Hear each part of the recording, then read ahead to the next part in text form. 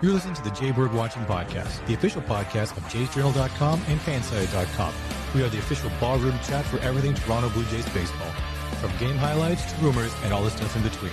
Here's your host, Craig Borden, with co-host Jason Lyons and Liz McGuire. Now let's talk some Toronto Blue Jays baseball. Hello and good evening, Blue Jays fans. I am your host, Craig Borden, right here for all things Jaybird Watching. And we have a fun time tonight where we're going to get to talk about some latest news. It's not quite the crazy random episode we had on Friday night where we had crazy Bo Bichette news with a rock star that just happened to be on point. But we are prepping up for spring training, and it's going to be a good evening. So first things first, my partner in crime, Jason Lyons. How the hell are you, buddy? You know what? Real good, buddy. The very spring-like weather here in Vancouver. It's been like 8 to 10 degrees and sunny for the last couple of days, and it completely changes the city because it's been dark and dank and just real bad for the last 2 months.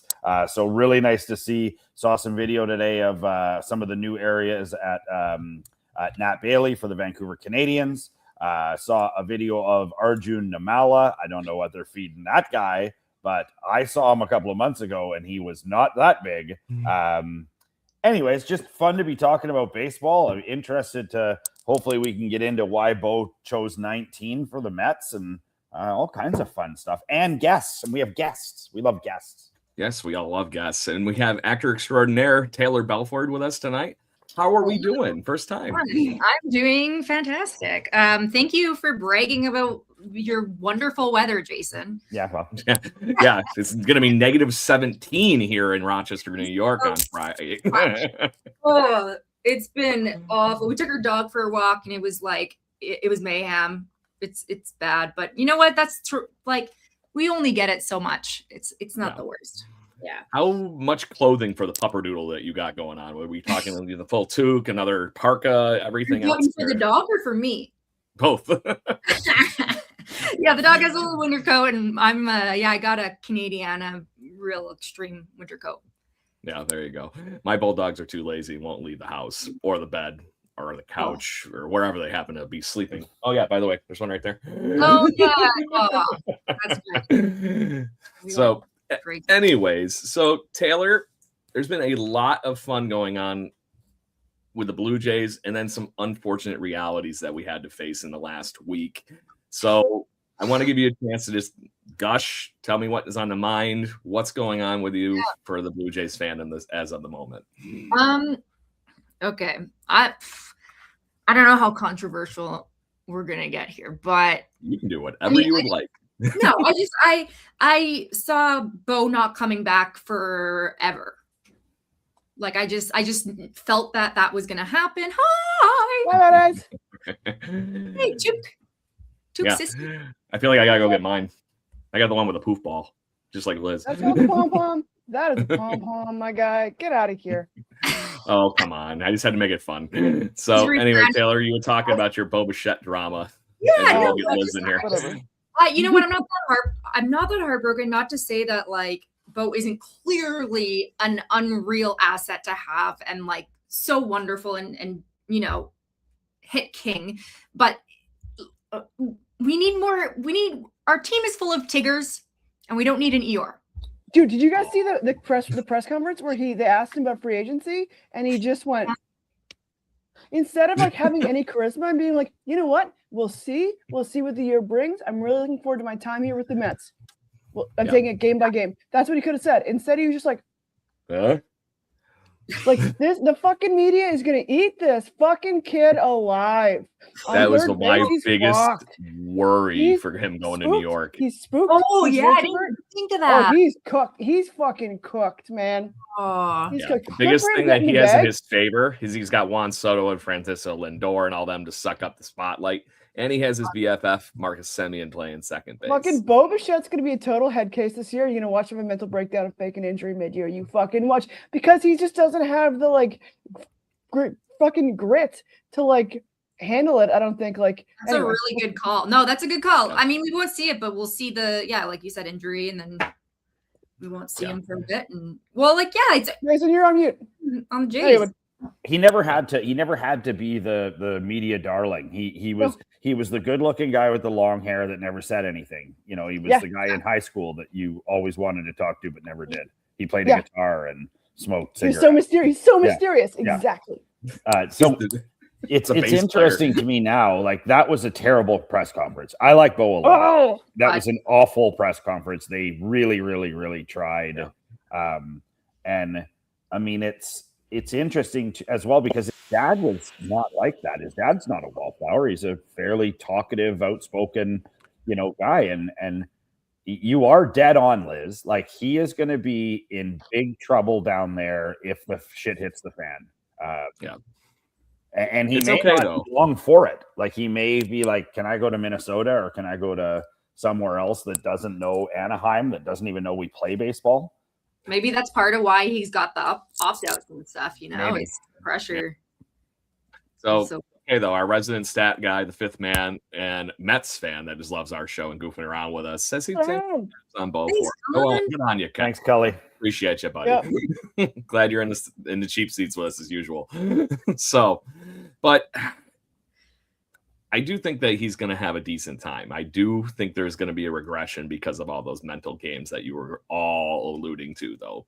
It's not a 300 batting average. Maybe it's a 200, 281 or something like that, but he's still going to get his hits. Look at that lineup that he's going to be playing in with those two I just mentioned a minute ago, and he's going to be right in the middle of that. So to your point, Jason, I still think that regardless of where he is with the Mets, he still doesn't have to be the guy, but it is the New York media, and they get their licks in on everybody. Oh, man, they're going to eat him. And I feel bad a little bit because, like, he's still so young, right? And he looks so scared out there. And, like, you're just, like, you're trying something new. It's his first time at a new ball club, and it's his first time, being in a new locker room or being in a new organization. And that's scary. And, like, he looks scared. So, Jason, I got a perfect comp for you. Bob Uecker with the Lonnie. Fly ball, caught. That was the whole precedent. Yeah. I mean, it's, and I've been watching a lot of the stuff where they've been talking about sort of the guys that are finally going to get their chance for the Jays to have a full season, healthy, play the position that they probably were designed to play. And, I feel like Bo at third base is not only a stretch, but I mean, he is going to struggle to play that position.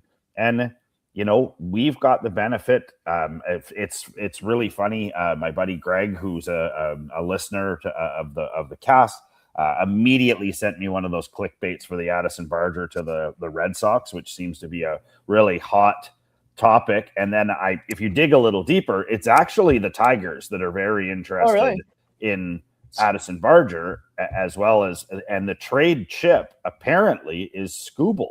Which absolutely blew my mind. What? I was like, what? Like, they're actually... Me, that's one of those ones that's too good to be true, Jason, because we're going to get the Jace Young or the prospect or somebody like that. But it's just, I agree with you. It's wild to even hear, but I still think that the Tigers would be stupid, idiotic to trade Tarek. No, they should do that. They should do that. Like, they should do that. If they're solid, they're not solid. They did amazing last year. Like, they're team right now. If they fall flat out of their face, they are still going to get almost as much for a team that's desperate, like the Yankees will be, I think, come the trade deadline, and just run that thing right through the same level of prospects, or maybe one less person. Go ahead, Liz. I see the wheels turning. No, so we had a really good comment in the chat here from Cullen. Cullen's like, the good thing about putting Bo at third base is that Lindor has some decent range, so Bo won't have to be as mobile. In brackets, Bobile. I like that. Thank you. Well played, Colin. Use that. Let's make that a thing. Yeah, Bobile. Yeah, it just sounds like Taylor for me as a Bills fan going T-Mobile. Quick little thing here, by the way. We don't hear this often, but like, good for the Mets. Yeah. Like besides Toto, there are allies in comparison to the Yankees, so it's for like. Sure. It's and like what a great placement Bo will be in their line. Like it's great. I think that's a perfect team for him to go to for now at least. Yeah, I think the crazy thing is that in the midst of this whole thing, the one thing that Shai Davidi is actually at the event apparently, and he was the only one that got like more than 2 words out of him. And he asked, "So you ready to play third base?" And he goes, "Well, we're gonna have to work hard. It's not easy." And I'm like, "Oh man, it's the conversation from Moneyball. He's literally redoing the monologue." Washington, hey, Wash will teach you how to play it. First base is easy, right, Wash? No, it's really hard. It's almost impossible. It's incredibly hard. So it's just it hit me like that when I heard that interview, and I'm like, "You've got to be kidding me!" He's just reading the sheet. So, I mean, as an actor, but I think here's the thing. I think that like what we're seeing is like the money's driving the industry and what people are willing to do rather than the positions required, and that's a weird time. I'm not sure if it's always been like this, but this is a weird time, and so I would never won. I'm like, but I wish he would. I wish he was a Philly. I would have been a blast to see Bo on that hitter's row, and like that would have been cool. He should have been a Philly, and that's kind of sad that he's not. But because I think he would have had a culture there and maybe had a longer future there, as well as a chance at winning. And they've been trying to bust through for the last I don't know, seems like forever with Bryce Harper now, but like. It would have been I think it would have been a better group of guys maybe for him to be a part of. Yeah. Do you know how terrible Phillies fans are though? Like if he's going to be for York, sure. He would have been like, there's no way. Oh my God. Yeah. But there is a flip side to that Philly thing. There's Philly love too. Does everybody know the Trey Turner story of when he came to the Phillies? And this is one of the best stories in baseball, that he was getting booed mercilessly after getting that giant contract from coming over from LA. And then somebody in their infinite wisdom on social media said, "You know what, tonight, Philly fans, just start cheering Trey Turner. No, it was stop doing the boos. He hadn't had a hit in like 18 games. Yeah, it was something crazy, but they were booing the shit out of him. That. Yeah, and they decided they were going to cheer for it. So give him a standing O. No, and if you haven't seen it before, it's on Netflix. I was going to say it's like a documentary. Awesome. Kind of, yeah, basically, it's awesome. It was so fun, cool. But they flipped that whole thing around for him. He ended up having one of the best seasons by the end of the books that you could have for him. So. There's some Philly love there. And the thing that would have killed me and made it perfectly for just piling on everything you mentioned, Liz, Don Mattingly has been Bo Bichette's mentor the last few years. And guess where Donnie Baseball ended up playing? That's why, because they snuggled after the World Series game. So I thought perhaps that's where he would go. Also, there's a comment here. Like, aside from the qualifying offer, did the Jays offer a contract to Bo? And I don't think they did. I have not heard anything like we have with the Kyle Tucker, which we apparently had the best offer, like for a regular everyday Major League Baseball contract. Did you see that Whit Merrifield kind of came out and he said that his statement was that Bo had some problems with the training staff and that it was pretty clear that they were going to go their separate ways, and that's where the kind of issues were between Bo and the training staff coaches. But we also have to realize that, I mean, Bo got paid almost double his ARB number, which is insane. Like, if you think about how little he played, and then, he contributed last year okay. Like, I mean, he was good. And he almost led American League in hits, bud. Well, you know what I'm saying? Like, I mean, he wasn't 42 million. Like, no. Yeah. 42 million, you better be hitting 30 taters and 100 home runs each year. And never make an error. And he made a lot, and then, it's just one of those things where you're like, God, like, and the Kyle Tucker thing. I mean, I can't even, and now all these people are talking about leading these revolts about, salary cap and all these other things. And I'm like, really, this was the one that pushed you over the edge? Like, like, it's a little crazy. It's not going to happen. We're going to get a lockout and nothing's going to change. That's the unfortunate reality of it. Yep. They'll sign a really crappy CBA again that'll give the players just enough, keep everybody happy, and they'll get back to work. But it's not going to be a fun next year, I don't think, or next off season. So we damn well better have some shenanigans this year and then run this thing back. Let's go. So game on. Speaking of let's go, I have one thing that I need to talk about, and there's a reason I'm wearing the white panel hat tonight. And that is the 50th anniversary stuff that Liz manifested, I feel like, in a New Year's resolution or a Christmas gift. I can't remember which it is, but we have that announcement of the 50th anniversary stuff. That new logo is, in my opinion, pretty sleek. I like it. I'm looking forward to seeing hopefully a retro night to go along with that cool patch. Go for it, Liz. Yeah, they used to have Flashback Fridays or whatever, and they wear the powder blues, they wear the old gear, and we saw it a little bit last year when they had the Hall of Fame games, I think, and they were all wearing the retro hats, like we saw them wear the retro white like the white and blue old logo hats. And I hope that they do it because it's just so fun. Also, I've always felt like there was a lack of acknowledgement of our past players and the accomplishments made and the good teams of the 80s and onward. And I think that and I also think it's so sad that we don't see the trophies. They never put the trophies out. Yeah. And I hope to see some stuff. I want to see some acknowledgement of some past players, have some more alumni coming out, have some alumni bobblehead, alumni jersey game. That's fun. If they have a Joe Critter jersey giveaway night, that's going to go crazy. Wow. With the 50th anniversary, should almost be having a holiday every Friday night, like you mentioned, do the Flashback Friday. Yeah. Have people like freaking Reed Johnson or even just to drop weird names, Frank Menachino or Brian Talent or I don't know any of those people, but I want to. Get our buddy Bob File on there. Yeah, that Chris Calvello. Oh my God, Chris Calvello. Justin Smoke. Yeah. Go ahead, Taylor. I think I cut you off. Yeah. Oh, I don't know where I was. I don't know what I was thinking. It went away. Yeah, I want to see. I feel like we don't honor our past Jays as much as other player.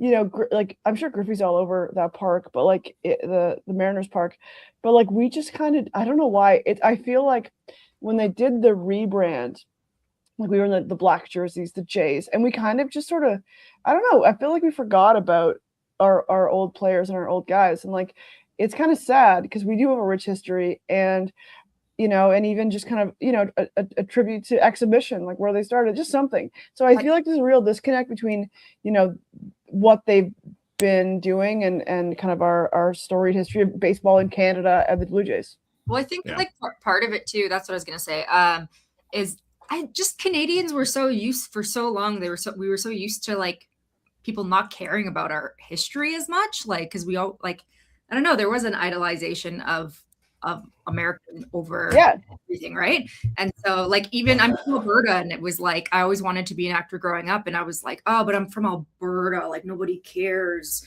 about this Canadian girl from Alberta, I'm a whatever. But you have this inferiority complex, and I think that now that the Jays have proven themselves and they're making tons of money, and it's really nice there, and people are coming, that they're realizing that people actually are starting to care, maybe. Yeah. I'm sure that little World Series trip with literally every social media influencer on the planet going, hey, this is what poutine is, and all that kind of stuff, bringing some more attention to our wonderful ballpark that we all get to call home. But go ahead. Do you see John Boy and his poutine? Yeah. Poutine, by the way, poutine. Poutine. Yeah. John Boy, they had a maple bacon poutine at Rogers Center. First of all, don't get a poutine, just get a regular if you're gonna get it. But also, I would not suggest the Rogers Center if I'm going to recommend a poutine to anyone. No, although David Price still gushes about the popcorn in the ballpark. Yeah, popcorn's great. But it's so funny because all the media was whoa, there's a CN Tower. What? This place is awesome. And I think I feel like we knew it for a while, but I want to see the Jays and their fire, super awesome 50th anniversary patch. Really embrace and bring back some of the retro gear. Yeah. There you go. So if you're going to bring back somebody that is obviously, first off, I know a lot of people would like to bring back Roy Halladay on one of these nights and just have a great evening, but that's unfortunately not going to happen, and due to unfortunate passing. But if there's somebody that you can think of in recent history that you would love to see at one of these flashback nights, go around the table here. Who would you think? My guys have been canceled, and rightfully so. My favorite player growing up is definitely canceled. Pedro Alomar. See, but you always pick the hot guys, and they're always a problem, right? I mean, it's the best. They're magnets. Yeah, there you go. So, R.A. Dickey, just because of his story. Look at this guy right here. Yeah. There you go. Rod Dickey. Yeah. Rod Dickey, yeah. Yeah, that would be a fun one just to bring back anyways, because he is such a polarizing player in Blue Jays fandom, and I don't understand why. It still takes one of my favorite lines was from Tim Wakefield in the movie Knuckleball, right? And he goes, "It takes a lot of balls to walk up onto that mound and throw slow balls with no spin to Major League Baseball hitters." And that is 100% what it is. And R.I. Dickey was, oddly enough, throws at 80 miles an hour, was the hardest throwing knuckleball pitcher of all time. It still makes Bill Nye the Science Guy freak out. Yeah. Yeah, it's wild. Have you read, his whole I haven't read his book yet, but I'm reading like a uplifting, inspirational novel, and his stories in there, and it's quite crazy. And yeah, I don't know why he's a polarizing player. Oh, I hate him. Really? There you go. Yeah, There's the polarizing. He would just shit the bed, and he'd do this, and he'd be like, "Fuck!" And we gave up. Noah Syndergaard. Syndergaard, and I was so mad about that for years. I don't know if it was worth it. Thoughts, guys? Was that trade worth it? I would say for the time frame, yes. But if you were able to jump forward like that, year and a half, 2 years, and automatically slot Noah Syndergaard in, knowing that was what was going to happen, that's the problem. Yeah, because that would have helped us push over the hurdle those 2 years instead of watching our buddy Cullen's Mets go to the playoffs for the first time in a few years, because that's unfortunately what it was. But Cullen's actually given us all the stats in the hell of a story, but he was actually born without the UCL ligament in his arm. That's what it was. That's crazy. That is crazy. Wild. And it's amazing he did as good as he did, period. Like, even through college and everything, he was a regular pitcher conventionally until the Texas Rangers actually drafted him. Yes. And then they were like in the middle of their physicals and everything like that. They're like, go kick rocks. Yeah. It's horrible. And he turned into a Cy Young pitcher. Yeah. And he had never really thrown a knuckleball. Like, he was just like, well, like, let me try this because it's my last, That's cool. Yeah. Yeah, but we like good stuff. You don't have heart, Liz. That's the problem. None. Yeah. Not for trading prospects, at least. Nope, not for trading prospects. All right. So, all right, Dickie, go for it. I think mine, based on what we were just talking about, with the maybe not having him come back often enough, I think I've got two. One would be Kelly Gruber. I don't think we see him anywhere near enough. He got canceled. He actually got canceled.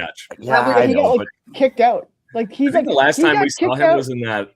Go ahead. Gruber got kicked out. So he got so hammered at an event, and he was berating the female journalists. And I think the event might have been about female journalists. Yeah, It was bad. Like, his behavior, maybe he's cleaned up, and I've heard rumors that poor Gruber was a total mess around the end there. Yeah, well, yeah. And then John Olerud is the other. Yeah. He's one of those dudes too. Like he's almost so far off the radar. Dave Stieb, you don't even know what they're doing anymore. And some people will bring guys up and you're like, I'm not even sure if they're alive. We haven't, it's been that long since we've heard any kind of noise from them. So you're just like, well, all right, So Jason, even my little tiny Scholastic John Olerud book doesn't say where he is now. Just saying. This is going to find it into a giveaway, by the way, at some point, if anybody's paying attention. My guys, Jason mentioned him, and I said a while back that he's like a Pokemon, that no one can find him or catch him. And that is Dave Stieb. Where's Dave Stieb? Has anybody seen him? I was really surprised we didn't see him in the playoffs this year. Like, really surprised. I want to know, like, if anybody on the inside of the Jays is like an alumni list who's like, yeah, these guys will not call us back.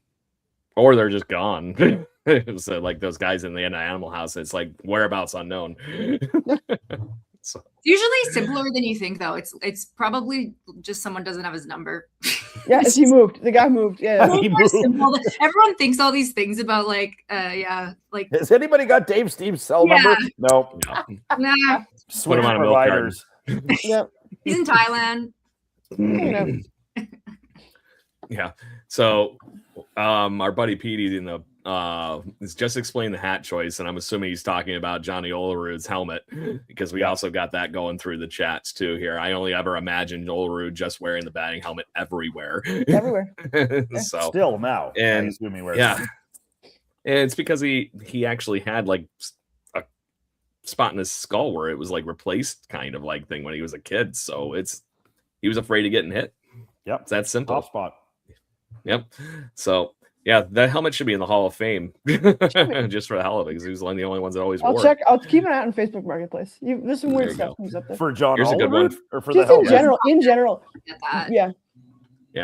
Jeremy in the comments has a good one. Pat Borders is definitely in that where they now comment. Love to bring back the World Series MVP. The most chew you could fit in your mouth. Respect. Captain You got no tongue. Chew. My dad always used to tell me, "Oh, it's just Big League Chew. Don't worry about it. Just keep eating the bubble gum." Yeah. Hey, good stuff. a Big League Chew has new flavors out. It's the first time in like 10 years they have new flavor. I got a lemonade flavor and I just noticed that we were at a baseball store on the weekend. I just noticed them. Way to go. There's a plug there's a plug for Big League Chew, like they need it. Yeah. Still amazes me that of all the baseballism things that have come and gone and survived the test of time, the thing that looks like freaking tobacco is the one thing that actually looks tobacco. like it's that makes sense though. That does make sense. Oh, 100%. And not to mention, it's just fun. That shred it, you open that thing up. You'd see a shot of Bo in just sitting in the dugout, just putting a big thing of chew in his mouth, and they'd shoot away. Like, yeah. I think the unfortunate reality of what sits in my head for anybody that's doing chewing tobacco is two things from movie fandom and baseball. Unfortunately, there's that one scene from Sandlot where the kids got a hold of it and went on the tilt-a-whirl. And then the other one is the scene from is Little Big League, and the guy that's plays, his name's Blackout Gatling. He's this monster guy. He's sitting in the bullpen with a bunch of chew, and he's wrapping the bubble gum around it like it's coming out in like a big like cheese thing around it, and then he just takes the whole thing, shoves it in his mouth. It was like the size of a baseball. So wrong. So is he trying to hide it? He's trying to hide the chew in the bubble gum? Yeah, he was just kind of like wrapping it up so it's just more to chew, I guess, or maybe that's what I always flavor. used to do too. Is you would take the leaf tobacco, and then you would wrap the bubble gum around it, and then cram it down in. So every now and again, you'd pop it out, chew, and it would create way more tobacco, and then like spit it all out, and then tuck it back in, all wrapped in gum. Still not good for it. It wasn't. You're not fooling anyone, but it's at least it was. It used to be cool. It used to be cool. Yeah. Right. Well, it used to give you a little zip. That was the whole point. I used to do chew in the bathtub in high school. Ooh, I've never done it. I would listen to Bob Dylan, and I would just like have that's an Alberta girl for you. As I say, is that like just like the how should I put this? Just like a different kind of spa day that I'm not aware of. Yeah, that's Alberta Spa Day. A tin of skull, a pilsner, and a lukewarm bath. That's a good T-shirt. There it is.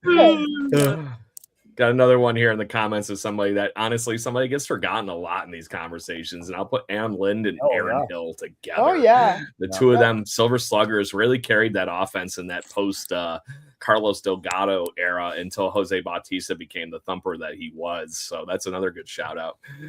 Well played, party people in the comment that's section. That's why we need you people. Yep.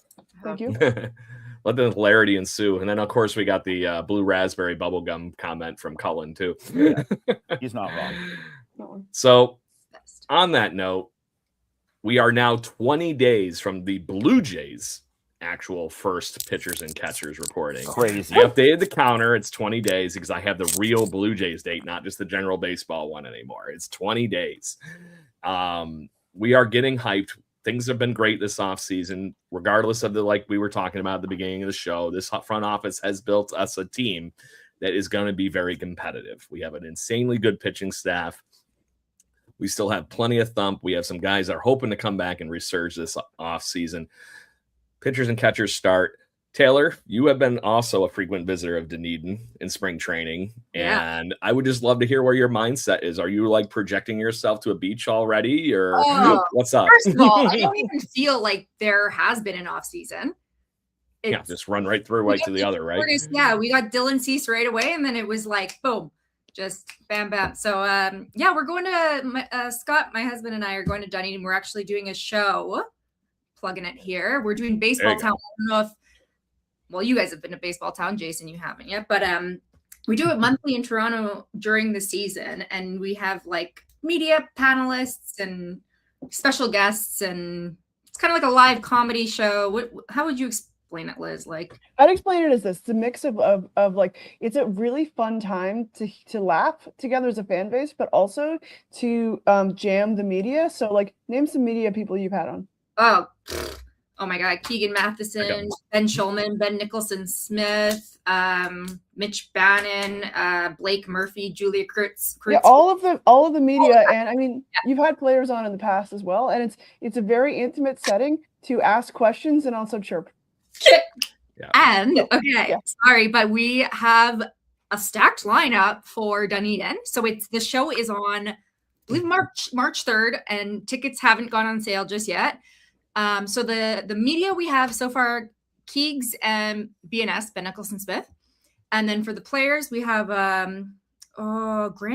Oh my God, how am I forgetting? He's in AA, 6'7" pitcher, Grant. I know. He's a really sweet guy. And then we have Riley Terada, who was MVP of the Bisons last year, who also did our Baseball Town in Dunedin last year and was great. And then we have Davis Schneider.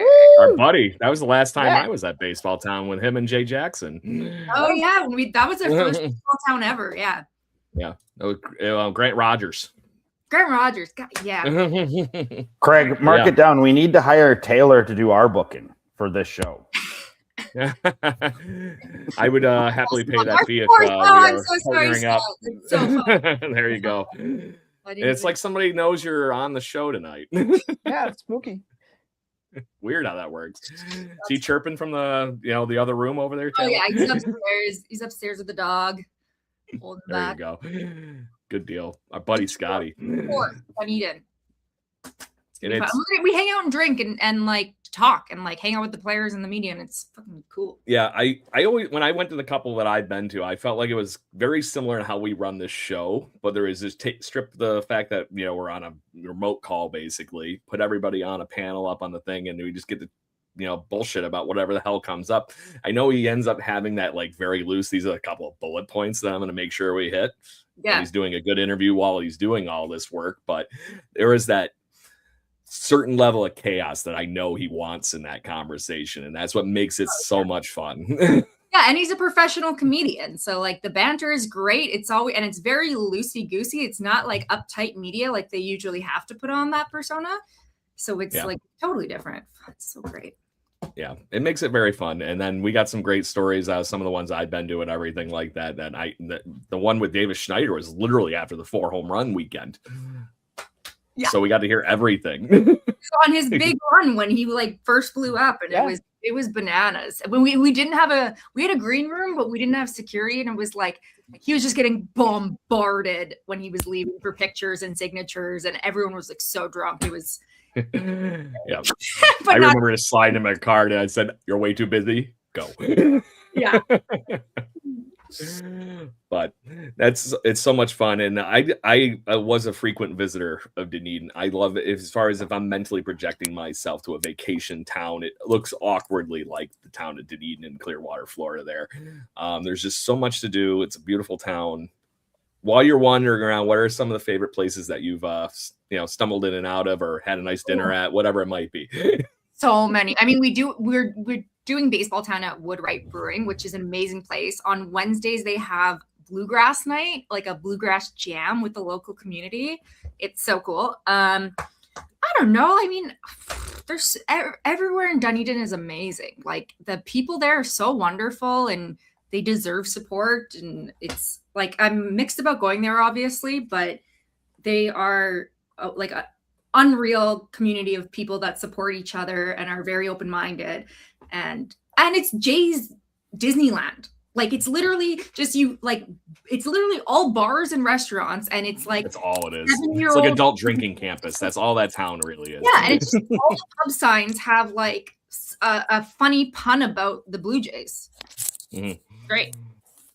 Yeah, there's a little different of level when you're wandering around town there, and you'll have the playful sign that says, "Don't worry, we speak Canadian." In the bar window, or whatever it might be. Just those little subtle nods that just say, "Hey, you know what? Let's have some fun, drink a beer together, eat some good food, and of course, root for the Blue Jays." Yeah. So exactly. We had Mo Freeney on right after game 2. Yeah, Mayor Mo was awesome. Yeah, and she gushed. She loved all of it. She was a very key cog in making sure the Blue Jays stayed in Dunedin and had the wonderful new athletic facility that they had and had the land to do it in, all the permits and all that kind of stuff. Plethora of stories, but knowing what they did during the Blue Jays' actual World Series down in Dunedin at TD Ballpark, I thought that was one of the coolest things ever, that they had that many kilometers away from actual World Series baseball. I said both. Don't get on me. I'm so impressed. You said that kilometers. Yeah. And the fact that they had a Blue Jays watch party in the ballpark there, I just was like, this is what a town does when they're supporting their big league club. And it just was perfect to me. It was a great little baseball moment. I don't know if you all saw that or had anything to say about it. That is very Dunedin. That is just like who they are. That doesn't surprise me at all. And it's so magical there. And the fact that the Jays have been there since 77 or early on, it's like, it feels like at the time when the Jays rolled up, they were like an underdog team, and Dunedin was so welcoming to us, which was awesome. And that's what's different. Like, I'm going to Arizona, and Arizona is a very different duck than the Florida things. I feel like every city in Florida that has a major league facility has taken on that sort of persona of spring training, where if you go to AZ, certainly Mesa has 3 or 4, and there's a couple in Glendale, and there's a couple, but it's all really spread out, and there doesn't seem to be any sort of, there's no real, I don't know. It's not the same, I don't think. Like, I remember going to Florida when I was a kid, and hitting all the different, cities, and each city was very branded for said team, and you knew what you were getting into. And in Arizona, there's none of that. Like, I mean, really? I didn't know that. Yeah, so around the ballpark, they're more complexes. There's a couple teams that share. Yeah, exactly. That's the whole thing. Is every team shares with someone else. Even the Arizona Diamondbacks, who have a facility there, they share it with the Rockies. So, it's the Mariners and I can't even remember, the Dodgers and the White Sox. But they're these huge facilities, and some of them are very approachable. Like the White Sox Dodgers one is a real, there's no one watching the White Sox practice. Everyone's watching the Dodgers practice, and you can't get anywhere near the field. And yet, when we were there a couple of years ago, the White Sox actually walked in behind the crowd as I would assume a joke, and people weren't even turning. And one of my kids was like, that appears to be the whole White Sox team. And we kind of turned around. I was like, yeah, it really is. It's all of them. It's all their top stars. Which isn't saying much, but still, it was like, wow. And, to us, it felt like the Dodgers picked sort of like a mid-level guy who, Urias, you're the only guy that's going to sign today. You are the sacrificial lamb while everyone else runs off the field. Now, to his credit, Urias probably signed for an hour. He walked back and forth and along the whole thing and around, and he signed everything. I think most of the guys were already long gone. Freddie Freeman was waving out money flying out of the window of his Bentley as he's going out of the parking lot. But yeah, it's a much different duck down there, and we're going again this year. It's more, I find it seems to be more training based than it is the games. The games seem to be more important in Florida. You just get more people at them, and it seems to be more of a focus, or from what I can see. And Colin, you're right. Is because they are literally in towns, and the fact that, Liz, you hit the nail right on the head. It's the Blue Jays' 50th year anniversary, but this is actually technically a 50th year anniversary for the relationship with the town of Dunedin as well. It's because they've been there from day one, but the ballpark is literally in the middle of the town. When my And they friends did a were hell still of a living job. in that town, I was walking from their house to the ballpark. It was the best thing ever. And then they moved, and I'm like, "What are you doing?" And they did a crazy job rebuilding it too. Like the new facility is all world. Yeah, it'll be the first time I get to see the new ballpark. I keep getting a rumor that I'm going to be allowed to go with the mayor to the ballpark training facility thing, but we'll find out. But Like, see behind she the keeps scenes. dropping these hints like, "Oh, don't worry, I got friends." Please, Craig, hook me up. We'll talk. We'll share, Taylor. See, and apparently now you're going to be our hype woman too. Yeah. There you go. Do you guys remember that? We don't think about this enough. That weird season where we had all the cardboard cutouts in the crowd, and then they pumped in We the don't fake think noise. about that enough. It's so weird. That was a weird time. Like I was scrolling through my photos, and I had a photo of home plate lady and Geddy Lee as cardboard cutouts, and I was like, "What a weird time." We were out of our country. We're the only team who was away. We were hanging out and playing to cardboard cutouts of people with fake noise pumped in. Yep. It's really cool to talk to people from Dunedin that had been because they had opened. They opened it up to people to go, right? Eventually. Did they eventually at that season? Yeah, which is hilarious that they had, because of the social distancing part. I believe that's only a 1,500 seat ballpark even after the renovation, or something like that. It's not a ton of seats, which is one of the reasons I love it, because you're just right there with the action in the game. So, okay, great. You're only allowed to fill at 25%. That's not a lot of people. Like 18 people. I think still my favorite, one of the stories from COVID. Do you guys remember the Orioles game where those people broke in and they were playing, and all of a sudden, it's dead silent. You can hear everything. And somebody got a hit into the gap or something. And we heard this and the camera's like, "Who the hell was that?" And they pan around, and there's 3 people down, hiding down a hallway, and they're they've snuck in to watch the only Orioles game they're gonna see all year.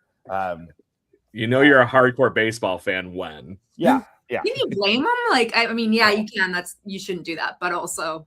No, I blame them for clapping and getting kicked out. I'm like, you guys, come on. They went for being dumb. Keep it quiet.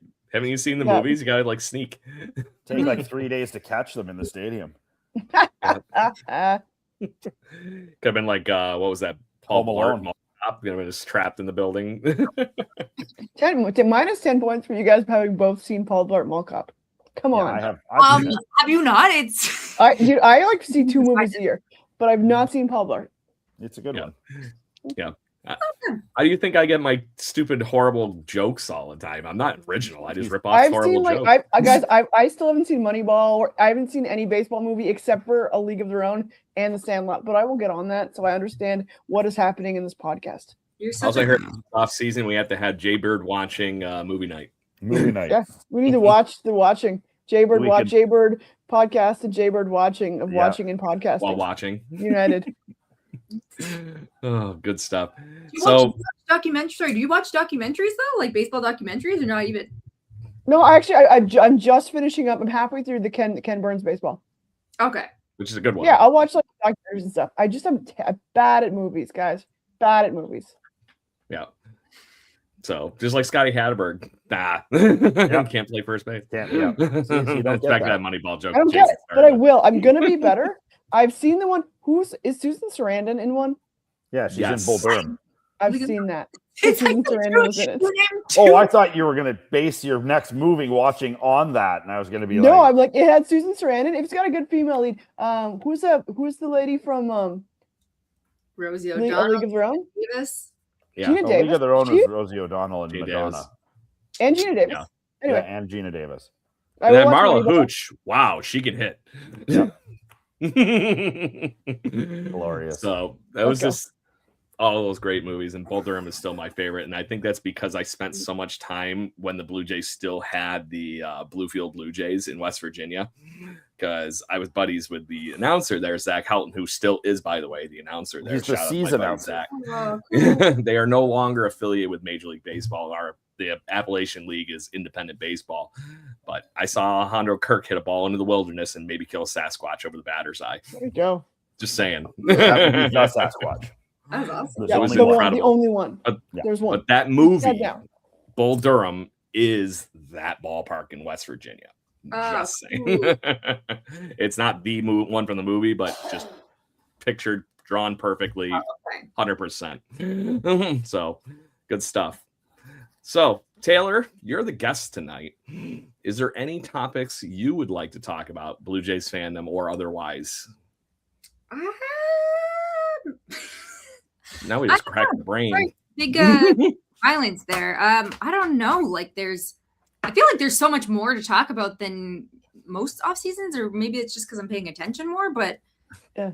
it's And stuff's happening or not happening to us. And I feel like that's a thing. It's like usually like we're all just really sad about one thing, but it's like there's been some action going on. We've had some stuff happen, you know? yeah. Well, I feel like they as soon as the Dodgers won Game 7, it was immediately the first thing I yelled was like, capitalism wins again. Like I just was so mad, and that was the thought. And then it was also the thought was like, you want to play capitalism? Rogers can play capitalism. We're gonna play. They're very good. But like we're not playing unchecked capitalism. That's the thing. Correct. They're playing a different game than we are playing, and that's just what's up. And that's why we don't maybe get baseball next year. No, but that's why. But I just mean that's why we got Tyler Cease, Dylan Rogers, or Dylan Cease and Tyler Rogers. There we go. That Tyler Rogers is a hell of a guy. Yeah. Yeah, I think we're gonna get another big name. Do you I think think so? so too. Absolutely. One more. I feel like Absolutely. a lot of the talk right now is that the Jays are fine as they are, and if Of they course. spend more money, they're just spending more money to spend it. This is the first time since I've been doing this for 4 years now or thereabouts, where the off-season talk is like, let's kind of stand pat here for a minute and just see what we've got. I don't agree, because it's like that's what you could have said about the Dodgers when they got Shohei. Like they had already had so many good players, and then it's like, oh, and then of course they need to take all of these play. Like they got everyone on top of already having. Well, that's unchecked spending, but I think that I think it showed us last year that we could go toe to toe. Our team was good enough.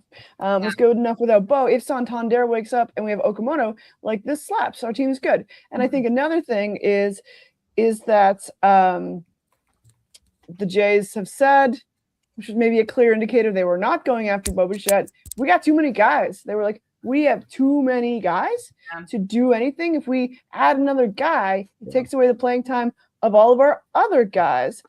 And case in point, how Joey Luperfido is literally on the outside looking in and batted 300 every time he came up last year.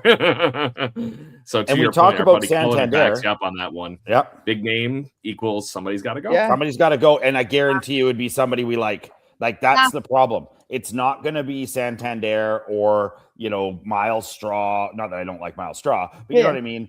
It'll be somebody where you're like, Bernie Barger, damn it. I was just thinking it's gonna be somebody you're falling in love with. Bernie Clement, damn it.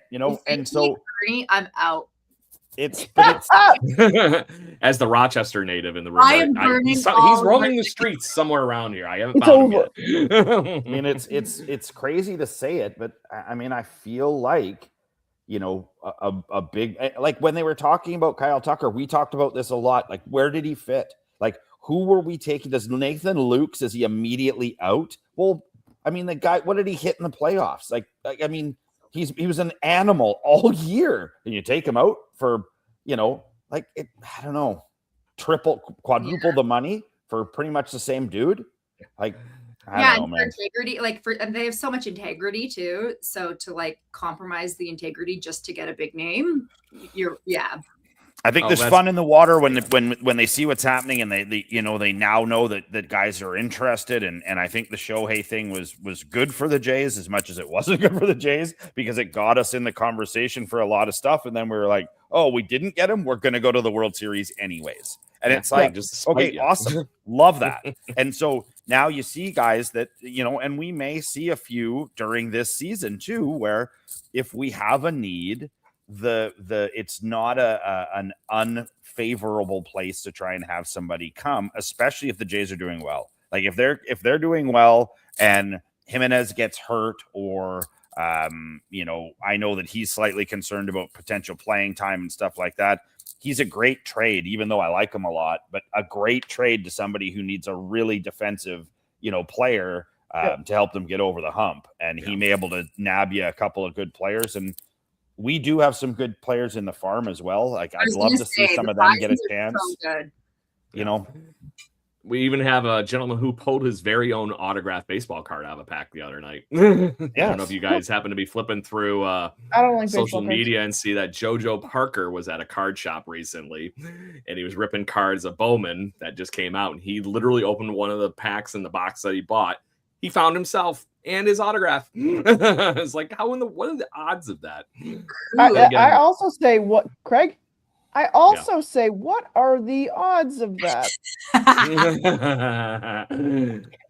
Your card's actually in my jacket pocket because I'm just saying though, but anyway, I do see there's a lot of breakers that have things happen that I'm like, that is an unusual thing to happen. I watched him rip the pack, unless it was a planted pack. So, anyways, but JoJo Parker is a very young, talented player right out of high school. But then you have Arjun Amala, Jason, like you mentioned, as we were ramping up with it, he's jacked up a little bit. He's not the string bean that he was at the beginning of last season. So maybe that's what keeps him healthy for that long haul this year, because that's been his problem. A little slow start, crushes, and then can't finish the season right. So, but the talent is there. Have to, just figure out that next piece, which is obviously what the minor league system is for. So there's Cutter Coffee. We got a few kids that are, down in, it will probably more than likely, I think, start probably at level 2 with the intent of moving up 1 and then maybe seeing some J time. Both in of that two. Fashion. Yeah. Do you know how many people the Blue Jays have technically signed to the organization in the last week? 27. There it is. Taylor's got it. It's like she did her homework. The Blue Jays have signed 27 international free agents, including a young catcher from Venezuela who this kid looks like he legit could be really good. I'm wondering if he's just in the Alejandro Kirk's, school of catching and hitting. I sure as hell hope so, because he looks like he's a monster. They also signed a kid named Mesa that is apparently the defensive wonder of the league that he's currently playing in. So, and apparently the bat isn't too far behind the defense. It's always fun to hear about these guys, even though we're probably not going to see too much of them for even another year. Don't give it away. We got our preview show. We got our season preview show coming up. Come on. There you go. But we also have, this one's actually closer to being hot off the presses. I'm flipping through Twitter, and apparently we signed a young kid named Selwyn Herkmans from the Netherlands, who is a lefty that throws the ball pretty hard, apparently. So there you go. Game on. I also saw that we invited to spring training some non-roster invitees, including Yariel Rodriguez, and my favorite. Yeah, and my favorite, I don't know if he's rostered or not, but Robert Brooks. If you guys have not watched the Robert Brooks interviews, they are absolutely hilarious. I don't think this man will ever make the major leagues, but he's the best. He's absolute a total character. I am this is a super subjective view because I love this person, but Riley Terada, I was going to mention him. For sure. Go for it. I am manifesting that in my head that he's coming up. So I don't know exactly player. Great guy too. Yeah, so cool. Yeah. The one that I was surprised that was not on the non-roster invite, and maybe you guys know something that I don't, but I did not see Johnny King on any of these lists, and he could be the guy that has a Trey Savage like climb to the major leagues. He was very good all the way up until he got his little cup of coffee in New Hampshire last year. So, but Dunedin, he cruised, went right through to Vancouver. I don't know if you got the pleasure of seeing him while he was there, Jason, or not, but he's I recognize the name. I don't remember, but I mean, as we all know, there are a million stumbles. The Trey Yuseviches of the world are few and far between, and so there are many a stumble with a Ricky Tiedemann or a I mean, just start the list going downwards. Don't- Bowden Francis, Don't do it, Jason. Don't do it. Stop a lot it. of flash in the pans. Yeah. But it's a big In my pan, writing so- days, I was the minor league writer. Just saying, I get way too excited about these kids coming through Rochester eventually to play with the Bisons and everything like that. Why Just not is get what excited? it is. Why not get excited about minor leaguers? I think that's Yeah. BS to not. It's like Oh, I know. as it Prospects aren't real till they're real, man. work. Let's get excited. You must be at the Alex Anthopoulos School of Prospects, Liz. Yeah. No. I'm with Taylor. It's fun to get excited about everything, and we should get excited about as much as we can. But I'm always like, prospects aren't real until they're real. No, I'm like, yeah. You know what I mean? And Yep. so, like, I guess part of that is also in baseball cards. You'll see people spending like thousands of dollars the on part I don't prospect get. cards, and you're like, Right. but we don't know if they're. But you can get a Vladdy back to baseball cards. You can get a Vladdy card for like a couple $100 signed, but Yeah. our Jean card will cost you like more. Yeah. Oh, you mean like finding $1 million card like they did with the other night that I was telling you about? They found a second one, by the way, the other day. Just didn't have the autograph Cooper flag on it. So, basketball rookie, but still, it's a rookie. $1 million card already? You're kidding me. Nah, get out of here. Get out of here. Give me the Mickey Mantle for the $1 million. I'll take that, even though I hate the Yankees. I would just love to have, like, that's right. I got a Mickey Mantle card. So, anyway, wrapping things up. Taylor, this is your shameless self-promoting time. Discuss about anything you would like that's going on. If I'm self-promoting, please hire me as an actor. Any TV show. If you know any writers, please. You're wonderful in the Twisted Metal movie or show. I mean, yeah, I'm so great to work with. I did it. Yeah, I did my first TV show. I did Twisted Metal season 2, episode 9, I believe.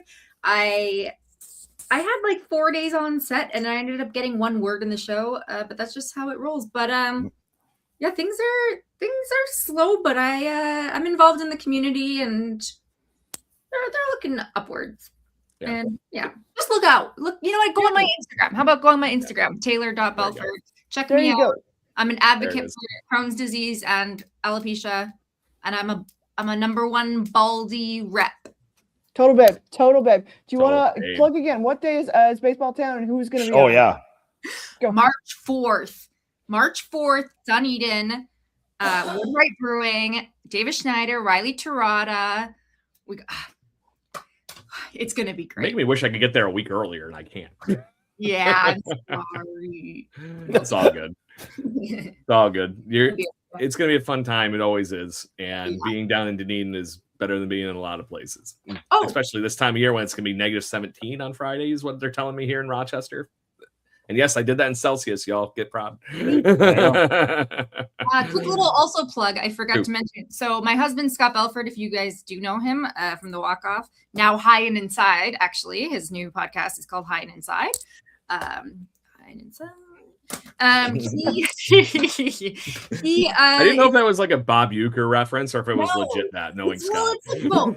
Like, it's what do you want it to be, right? There it is. Birthday is on Baseball. Friday, and tomorrow he's having a show at Comedy Bar. He's a professional stand-up comedian having a show at Comedy Bar at 9 p.m. tomorrow. Please come, get tickets in advance. It's gonna be rocking. Sorry, Comedy Bar on Bloor? On Bloor. On Bloor. Thank you, There it Liz. As I say, there's 2 of them, right? Bloor. Yeah. Oh, there's 4. Okay. I've only been to the 2. So good deal. Is there any other topics anybody would like to hit on, or are we good to go? All right. So on that note, Blue Jays fans, thank you very much for joining us with our guest, Taylor Belford here. And we've been having a wonderful time talking all things Toronto Blue Jays. Make sure you check out last week's episode. We had a little bit of an odd date, but we had a wonderful discussion with lead singer of Silverstein, Shane Told. And this coming week, make sure you tune in Wednesday at our normal time, 7 p.m., 4 p.m. Eastern on the Pacific Coast. Mark Osana, the wonderful new minor league hitting coach, is going to be joining us, and we're going to talk all things hitting and Blue Jays, of course. So make sure you come and join us, and we're going to have a good time. Until then, talk to you soon, and as always, let's go Blue Jays. Woo! Woo! Woo! Thank you for listening to the Jay Bird Watching Podcast. Please follow us on Facebook, Instagram, Twitter, Twitch, @BirdwatchingGC, and our YouTube channel. If you want to support the show and get extra content, please consider donating to our Patreon at patreon.com/birdwatchinggc. Go Jays, go. Whoa!